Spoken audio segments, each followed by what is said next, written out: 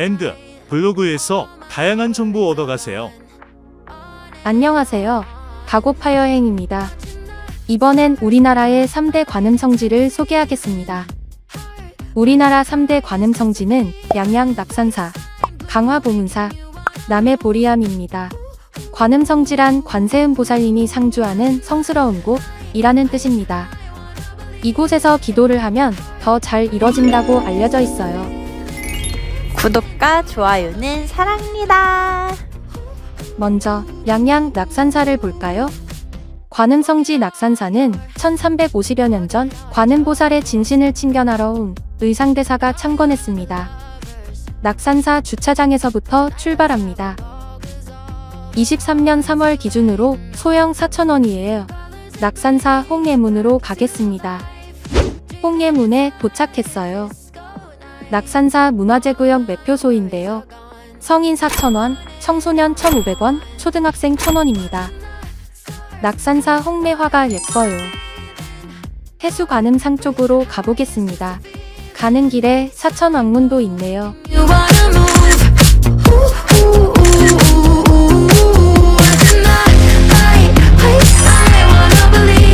종무소도 있고 낙산사 7층 석탑도 있습니다. 7층 석탑이 있는 곳은 원통보전이에요. 원통보전은 관세음보살을 모신 전각이 사찰에 주된 전각일 때 붙이는 이름입니다. 낙산사가 관음성지임을 상징적으로 보여줍니다.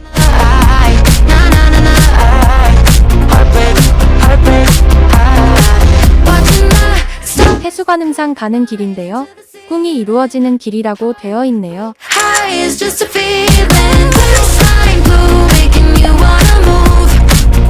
해수관음상입니다.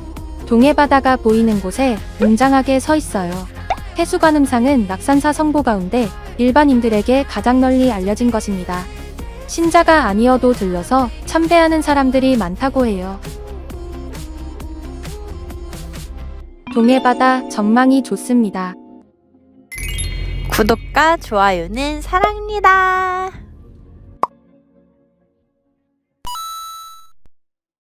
해수관은 법당이에요.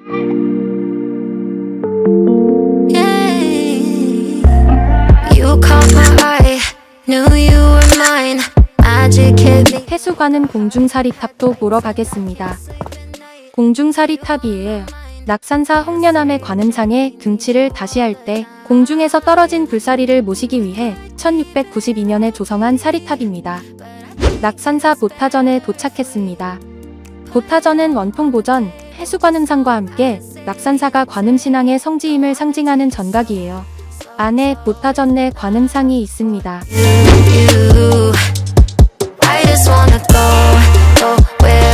의상대, 홍련암 쪽으로 가보겠습니다. 의상대에 먼저 도착했어요.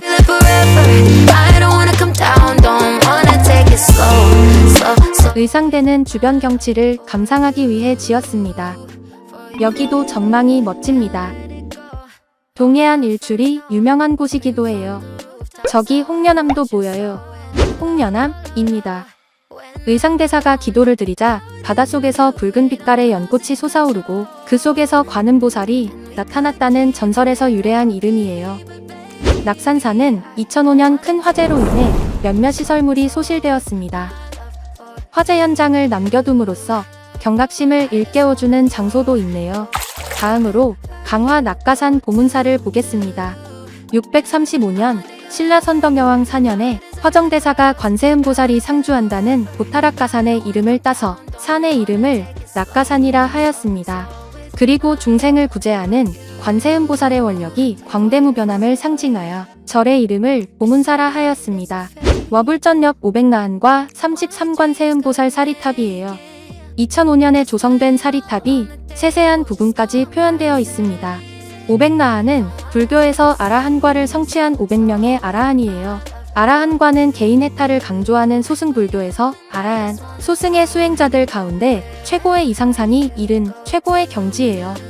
보문사 석실입니다.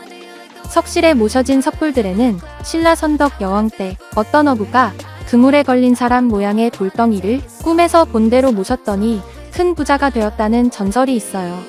보문사의 중심 전각인 극락보전이에요. 우리나라 사찰 건물 중 대웅전 다음으로 많은 것이 극락보전인데요. 서방 정토의 주인인 아미타불과 현세적인 이익을 준다는 관세음 보살이 모셔져 있습니다. 극락보전 내부를 보겠습니다. 마의 관세음 보살을 보러 올라가겠습니다. 소원비는 장소가 중간에 있습니다. 소원등이 빼곡히 매달려 있네요. 마의 관세음 보살은 보문사가 관음 도량의 성지임을 가장 잘 상징하는 성부 문화재입니다. 눈썹 바위에 새겨져 있는데 비바람으로부터 가려주는 형태죠.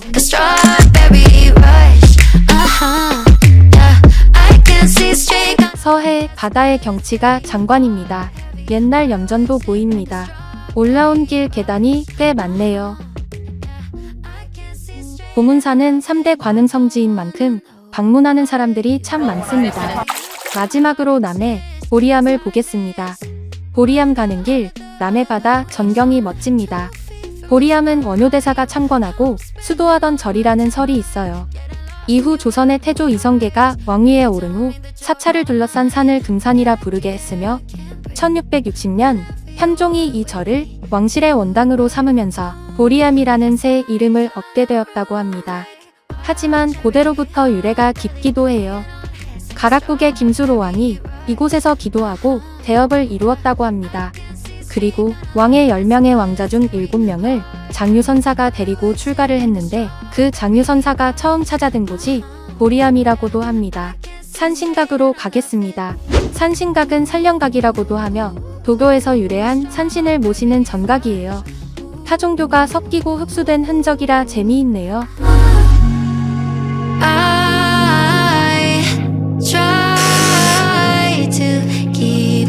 범종각입니다. 범종은 땅속 중생을 구제하는 교화도구입니다. 사찰에서는 예불일식 때나 시간을 알릴 때 쳐요.